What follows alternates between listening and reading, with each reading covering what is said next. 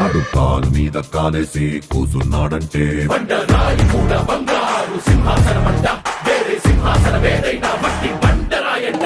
ఆడు చేతిలోన సీయేసి మాటిచ్చాడంటే తుపాకిలోచి తూట దూసుకెళ్ళినట్టే, ఆ తూటలాగే మాట కూడా ఎనక్కి రానట్టే.